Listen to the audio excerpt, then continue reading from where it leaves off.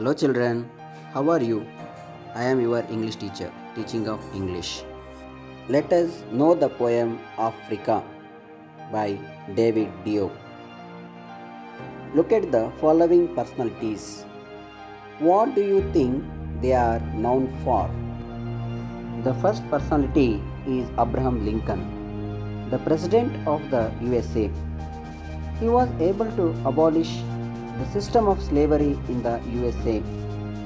He was able to stop the civil war which had divided the country on this matter. He quoted democracy as a government of the people, for the people and by the people. The second personality is Nelson Mandela, who struggled untiringly for the eradication of apartheid in South Africa. He was imprisoned for many years but finally was successful in eradicating that.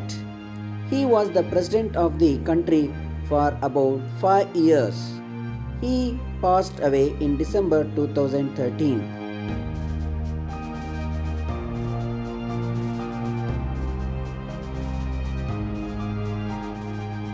The poem is written by David Diop, a black African who was born in France in 1927.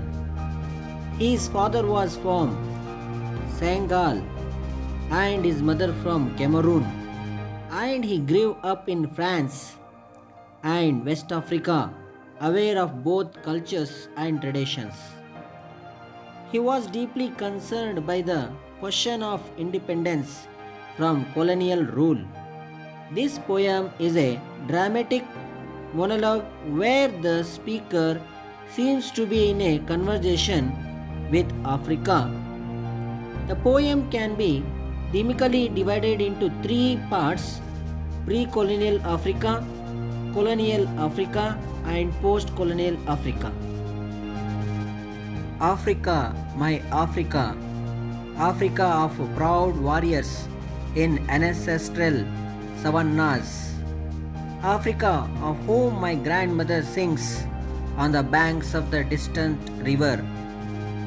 I have never known you, but your blood flows in my veins, your beautiful black blood that irrigates the fields, the blood of your sweat, the sweat of your work, the work of your slavery, the slavery of your children.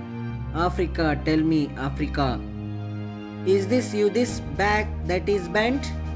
This back that breaks under the weight of humiliation, this back trembling with red scars, and saying yes to the whip under the midday sun.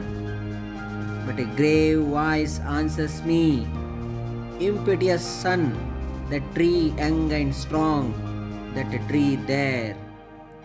In splendid loneliness, amidst white and faded flowers, that is Africa, your Africa, that grows again patiently, obstinately, and its fruit gradually acquires the bitter taste of liberty.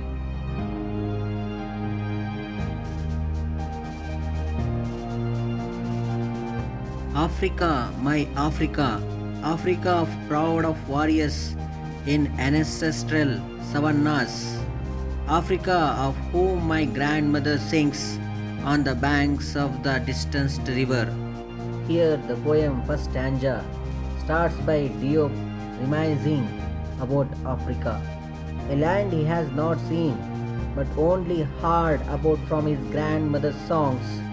His choice of words like distant symbolize how far he is from his country, a feeling based on his real life as he lived in France throughout his childhood and only visited Africa in the 1950s. Despite this, he paints a vivid scene of Africa and the proud warriors who walk on its ancestral savannas. You can sense how much he misses his homeland by his stress on the word Africa. And he continues to call it my Africa to emphasize it is his land and his feelings of patriotism towards it. Have never known you, but your blood flows in my veins, your beautiful black blood that irrigates the fields, the blood of your sweat, the sweat of your work, the work of your slavery, the slavery of your children. Here, explaining in the second stanza, he continues to say that he has never known Africa, but despite the distance, he cannot deny how much it is a part of him. The beautiful black blood which flows in his veins describes his African descent and shows how much Africa is a part of him and his love for it and its people. The next verses are angry and accusatory as he stresses that it is the blood and sweat of his people which is irrigating the fields for the benefit of other people. By this, he is pointing a finger at the colonialists who exploited black people and used them as slaves to profit from their hard labor. Africa, tell me, Africa, is this you, this bag that is bent? This bag that breaks under the weight of humiliation, this bag trembling with red scars, and saying yes to the whip under the midday sun. In these verses, he urges the black people to stand up to the pain and the humiliation that they are suffering in their own land. He reminds them of the strength and pride they have in them and to say no to the whip of the colonialist which makes them work under the hot midday sun and leaves scars on their backs.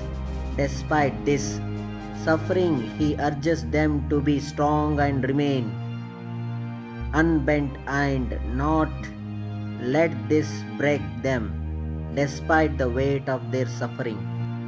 But a grey voice answers me, impetuous son, that tree young and strong, that tree there in splendid loneliness amidst white and faded flowers, that is Africa, your Africa, that grows again patiently, obstinately, and its fruit gradually acquires the bitter taste of liberty. The poet last stanza to explaining about liberty of Africa. The line shows the pride the poet has towards his country. He says that despite being repeatedly humiliated, the African tries to stand and assert his independence proudly. He is proud of his country for its trying to assert its independence. Thus, he gives the message that Africa will not lead a life of slavery forever, but will break the shackles and bring about change and freedom.